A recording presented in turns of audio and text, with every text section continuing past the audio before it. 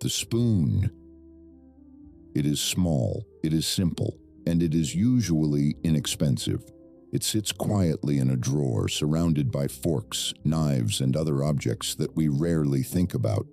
We pick it up without consideration, place it beside a plate, and use it to stir, to serve, to taste, and most importantly, to bring food from one place to another. And then, when the meal is finished, we put it back. The spoon disappears into the background of daily life, waiting patiently for the next time someone needs it. And yet, the spoon is one of the oldest tools in human civilization. Long before restaurants, kitchens, dining rooms, supermarkets, and packaged food, human beings needed ways to move things. Water, seeds, soup, grain, medicine, whatever, could not easily be carried by the hand, could sometimes be carried by a simple object with a curved surface. Perhaps the first spoon was not really a spoon at all. Perhaps it was a shell found beside a river, a piece of wood shaped naturally by time, or simply an object that someone looked at and realized could hold something. That realization may have been one of the quietest inventions in human history. No great ceremony accompanied it. There was no monument and no celebration. Someone simply used an object to carry something that their hands could not carry as easily, and from that moment the basic idea remained. A small depression surrounded by a handle, something to hold, something to transport, something to bring closer. The spoon is therefore a remarkably simple machine. It does not require electricity, fuel, or complicated instructions. It simply uses shape. The bowl of the spoon holds the substance, while the handle allows the human hand to control it. A very small piece of material becomes an extension of the body. The spoon becomes almost like another finger, except that it can carry liquid. And perhaps this is one of the most important things about tools. The best tools often disappear while we are using them. We do not think about the hammer when we are building something. We do not think about the pen when we are writing. We do not think about the spoon when we are eating. The tool becomes invisible because it is doing exactly what it was designed to do. The earliest spoons were probably made from whatever materials were available. Wood was useful because it was easy to shape. Shells were useful because nature had already provided the bowl. Bone could be carved. Clay could be formed. Eventually, metals became important. Bronze, copper, silver, and eventually stainless steel allowed spoons to become more durable and easier to clean. The spoon changed according to the materials available to humanity, but its fundamental shape remained almost strangely resistant to change. Thousands of years can separate one civilization from another, and yet a spoon remains recognizable. An ancient person holding a simple spoon would probably understand what a modern spoon is for. The materials would be different, the surroundings would be different, and the food would be different. But the movement would be familiar. Dip the spoon, lift it, bring it toward the mouth, and eat. There is something remarkable about that continuity. So much of human civilization has changed. Languages have disappeared, kingdoms have risen and fallen, borders have moved, religions have transformed, cities have been destroyed and rebuilt, and machines have become faster and more complicated. And yet, the basic movement of eating with a spoon remains almost exactly as it was. Perhaps this is because eating is one of the things that connects every human being who has ever lived. Before we were philosophers, workers, soldiers, kings, artists, scientists, or writers, we were hungry animals. We needed food. We needed water. We needed to put something inside ourselves in order to continue existing. Civilization may have transformed the circumstances surrounding eating, but it never eliminated the necessity. The spoon, therefore, participates in one of the most fundamental acts of human existence. It helps us eat. That may sound too obvious to deserve consideration, but perhaps obvious things deserve consideration precisely because we overlook them. We spend enormous amounts of time thinking about complicated ideas, while some of the simplest things remain almost completely invisible. We discuss politics, economics, science, philosophy, religion, technology, and the future of civilization, and then, eventually, we become hungry, sit down, pick up a spoon, and eat. The spoon does not care about our theories, it simply waits beside the plate.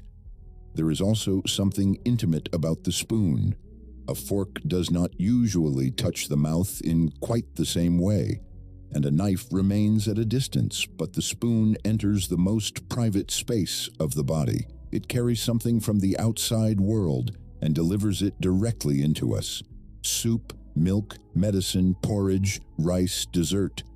The spoon becomes the final step between food and the human body. This is especially obvious when we think about children. A child may not yet know how to use a spoon properly. Someone else may hold it, someone else may fill it, and someone else may guide it toward the child's mouth. Eventually, the child learns. The hand becomes more precise, the movement becomes automatic, and the spoon becomes an ordinary extension of the body. It is a small moment of independence. The child can feed itself. And perhaps we rarely think about how many things begin with such small movements. Holding a spoon, holding a pencil, turning a door handle, tying a shoelace, buttoning a shirt. Each one is an insignificant action once mastered, but each one represents a new ability that did not exist before.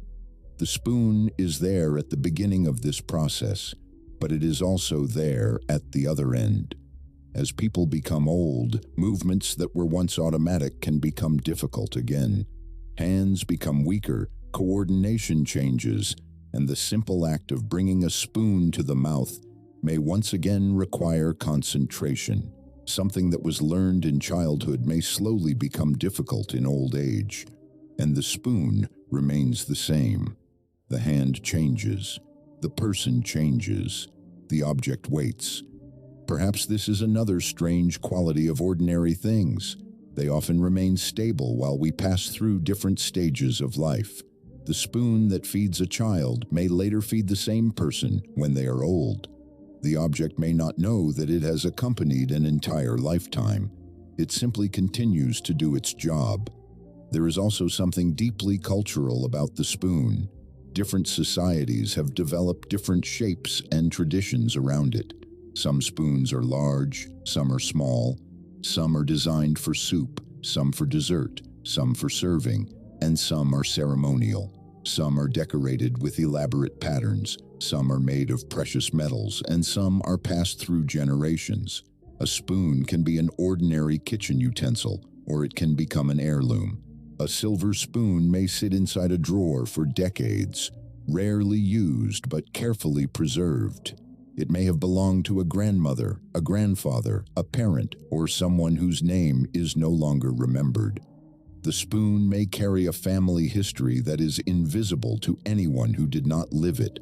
Perhaps someone used it at a wedding. Perhaps someone used it at a birthday. Perhaps someone used it while sitting beside a person who is no longer alive. And eventually, the spoon is placed in a drawer, quietly waiting. This is perhaps why old objects can feel strangely heavy, even when they are physically light.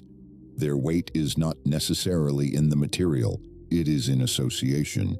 The spoon itself may weigh only a few grams, but the memories attached to it may weigh much more. We often believe that memory lives inside the mind, and of course, it does. But memory also seems to attach itself to objects. A smell can bring back a childhood. A song can return us to a particular year. A photograph can make someone who has been gone for decades feel briefly present again. And sometimes it is something as insignificant as a spoon. You open a drawer, you see it, and suddenly you remember a kitchen that no longer exists. Perhaps this is because the spoon is connected to one of the most repetitive rituals of human life. Eating happens every day, usually more than once. We sit down, we prepare food, we eat, We clean and we continue. The repetition is so complete that it becomes almost invisible. Breakfast, lunch, dinner, again and again and again. The spoon participates in this cycle without complaint. It does not become bored. It does not ask why we are eating the same things. It does not wonder whether today's meal is more important than yesterday's. It simply performs the same movement. Perhaps there is something almost philosophical about repetition. We often imagine that a meaningful life must consist of extraordinary events, great achievements, great journeys, great discoveries, great moments of love or tragedy. But most of human existence is not made of these things. Most of life consists of repetition. We wake, we eat, we work, we return home, we eat again, we sleep, and then we do it again. The spoon is present in the middle of this cycle. It reminds us that ordinary life is made of ordinary actions. And perhaps ordinary actions are not necessarily meaningless.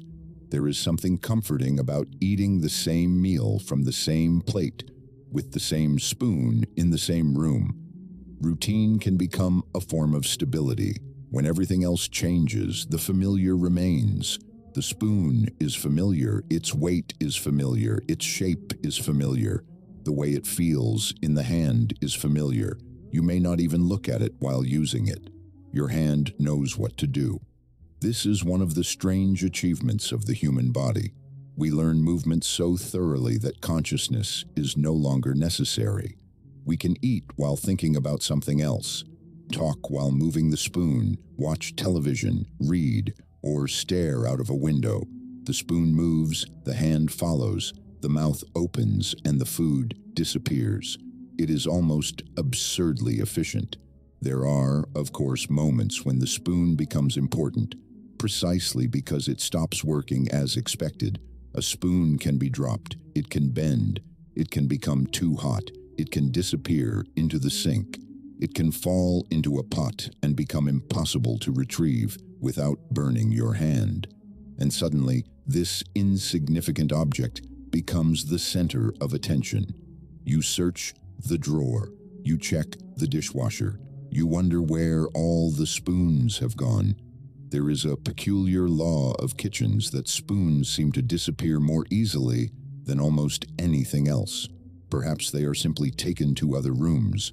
Perhaps they are left beside beds. Perhaps they are forgotten in cups. Perhaps they are carried away by children. Perhaps they are hiding somewhere in the house, waiting for their moment. The spoon is rarely respected until it is needed. And when it is needed, a shortage of spoons can become strangely inconvenient. This is another feature of ordinary objects. We notice them most when they are absent. You do not think about having a spoon when there are 10 spoons in the drawer. You think about the spoon when there are none. The same is true of many things. We notice water when the tap stops working. We notice electricity when the lights go out. We notice doors when they are locked. We notice beds when we are exhausted. And we notice spoons when we are eating soup. Perhaps absence is what makes ordinary objects visible. The spoon also has a relationship with comfort. There are foods that seem almost inseparable from the spoon. Soup, porridge, ice cream, pudding, yogurt. Certain foods almost demand it. And because these foods are often associated with childhood, illness, comfort, or home, the spoon can become part of the emotional experience of being cared for. Someone brings you soup when you are sick. Someone feeds you when you are too weak to feed yourself. Someone gives a child a spoon and waits patiently while the child makes an enormous mess. The spoon becomes part of care. It is not simply transporting food. It is participating in an act of nourishment. There is a reason why the phrase being fed can mean more than simply receiving food. To feed someone is to sustain them, to care for them, to keep them alive. And the spoon, in its own quiet way, assists in that process. There is something almost tender about that. A small piece of metal or wood, moving slowly between two human beings, carrying something warm and bringing it to someone who needs it. Perhaps this is why the spoon can feel so different depending on the circumstances. The same spoon used to eat dessert after a celebration can be the spoon used to eat soup during an illness. The object does not change, but the meaning surrounding it does. It becomes part of the moment. And then the moment passes. The spoon is washed, it is dried, and it is returned to the drawer, waiting for another life to happen around it. There is also something democratic about the spoon. Unlike certain objects associated with wealth, the spoon exists almost everywhere. A poor kitchen has spoons. A wealthy kitchen has spoons. A palace has spoons. A small apartment has spoons. A prison has spoons. A hospital has spoons. The materials may differ, the decoration may differ, and the quality may differ, but the basic idea remains. A human being is hungry. A spoon helps them eat. Perhaps civilization is sometimes measured not by the complexity of its machines, but by the simplicity of the things that everyone can use. A spoon does not require intelligence. It does not require training. It does not require electricity. It does not require a manual. A person simply picks it up. And perhaps this simplicity is why the spoon has survived so many changes in human history. We have invented computers. We have built spacecraft. We have developed artificial intelligence. We can communicate across the planet in seconds. We can see distant galaxies. We can manipulate matter at extraordinary scales. And yet, when dinner arrives, we may still reach for a spoon. There is something wonderfully absurd about that. Humanity can send machines into space and then spend 10 minutes looking for a spoon in the kitchen. Perhaps technological progress does not eliminate the old world. It simply builds a new world around it. The spoon survives.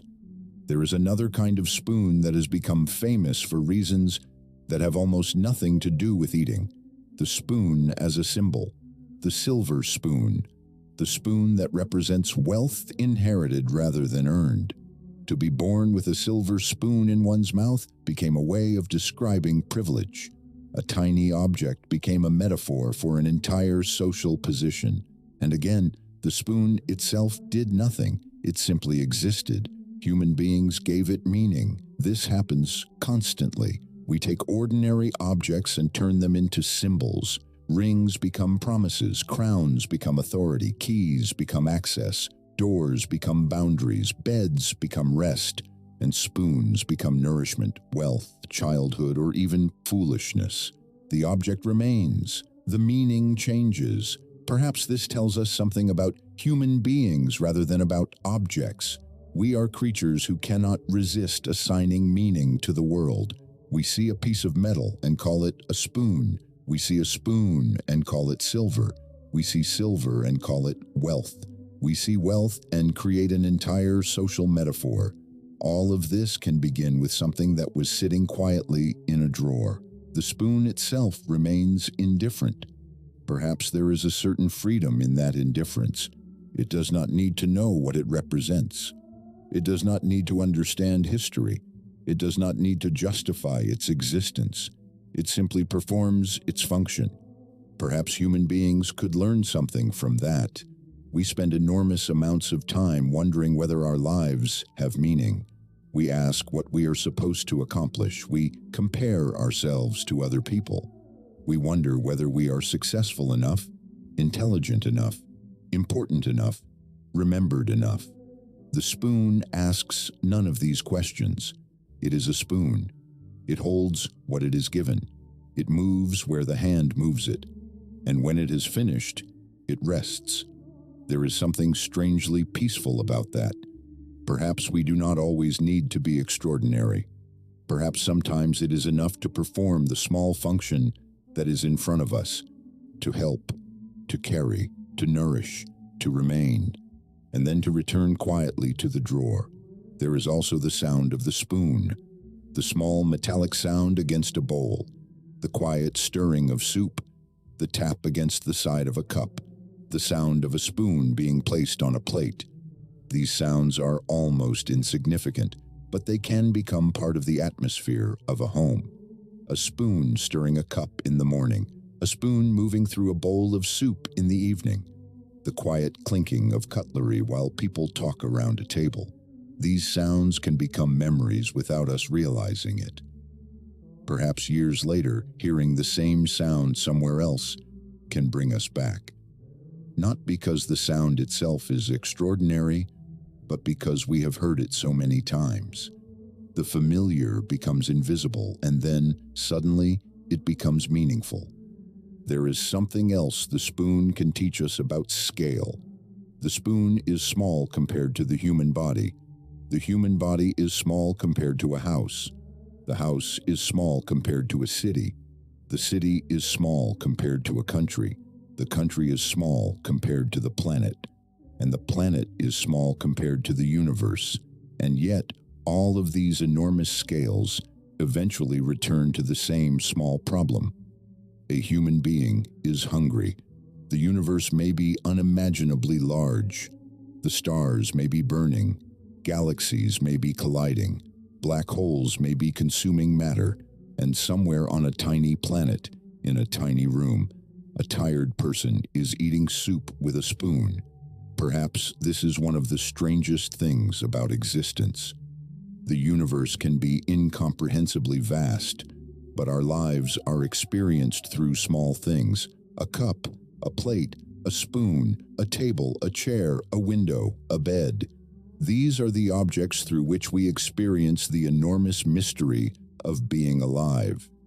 We do not experience existence from the perspective of a galaxy. We experience it from the kitchen, and perhaps that is enough. The spoon brings the universe down to a manageable size, one mouthful at a time, one meal at a time, one day at a time. There will be mornings when the spoon is used for breakfast, afternoons when it disappears into a cup, evenings when it carries soup, and nights when it is left beside a bowl and forgotten until morning. And tomorrow it will happen again. The spoon does not ask whether today was a good day. It does not ask whether you succeeded. It does not ask whether you failed. It does not ask whether you are happy. It simply waits for the next meal. Perhaps there is something deeply comforting about that. The world may be complicated. Life may be confusing. The future may be uncertain. But there will still be a drawer. There will still be a spoon. There will still be something to eat. And for a few minutes, you can sit down. You can hold the spoon. You can taste something warm. And you can simply exist. Perhaps that is the quiet philosophy of the spoon. Not everything has to be grand. Not everything has to be remembered. Not everything has to change the world. Some things simply need to make life a little easier. A spoon does not feed humanity. It feeds one person, and then another, and another. And perhaps that is how much of civilization actually works. Not through enormous gestures, but through millions of tiny ones. Someone grows the food. Someone carries it. Someone cooks it. Someone places it on a table. Someone picks up a spoon. Someone eats. And life continues. The spoon is one small link in an enormous chain of human existence. It has been there for children and adults, for farmers and kings, for travelers and prisoners, for the sick and the healthy, for the wealthy and the poor. It has crossed centuries without asking to be remembered. Perhaps one day the spoon in your kitchen will disappear. Perhaps it will break. Perhaps it will be lost. Perhaps it will be thrown away during a move. Perhaps someone else will use it after you are gone. Maybe they will never know that you held it thousands of times. Maybe they will never know what meals it was present for. Maybe they will never know that it was there during the happiest morning of your life or the saddest evening. The spoon will not remember, but you might. And perhaps that is enough. Because objects do not need memories. We give them memories. We place our lives around them. We eat with them. We sleep beside them. We walk through doors. We sit on chairs, we turn on lights, we use spoons, and eventually we leave them behind. The spoon remains one of the quietest witnesses to human life. It has no voice, no opinion, and no ambition. It simply waits in the drawer until someone reaches for it. And perhaps tomorrow morning, you will be that person. You will open the drawer. You will take the spoon. You will prepare something to eat. You will sit down. And for a few quiet moments, nothing extraordinary will happen. No history will be made. No great discovery will occur. No monument will be built. There will simply be food, a table, a human being, and a spoon. And perhaps that is not a small thing. Perhaps that is life itself. Not only the extraordinary moments we remember, but the countless ordinary moments we never thought to remember. The quiet meals, the familiar rooms, the same objects, the same movements, the same small rituals repeated across years. A spoon moving from a bowl to a mouth, again and again, until one day, without noticing, we have spent an entire lifetime doing it. So the next time you pick up a spoon, perhaps look at it for a moment. Notice its shape. Notice its weight. Notice the small curve that allows it to hold something. Think about how many people have used objects like it before you. Think about how many meals have been eaten with spoons. How many children have learned to feed themselves with one. How many sick people have been given medicine with one. How many families have gathered around tables while spoons moved quietly between plates and mouths. Think about how many ordinary days have depended upon this very ordinary object. Then use it. Eat. Take another mouthful. And perhaps, for just a moment, allow yourself to appreciate something that civilization has been carrying with it for thousands of years. Not a weapon, not a machine, not a monument, just a spoon, small enough to fit in your hand, simple enough to disappear from your attention, and useful enough to have survived almost everything we have become. When the meal is finished, place it down. Perhaps there will be a small sound as it touches the plate. Then wash it, dry it, return it to the drawer, and leave it there. Tomorrow someone will need it again. Perhaps you, perhaps someone else. The spoon will not know the difference. It will simply wait quietly and patiently, as it has always done, until another hand reaches into the drawer, picks it up, and begins again.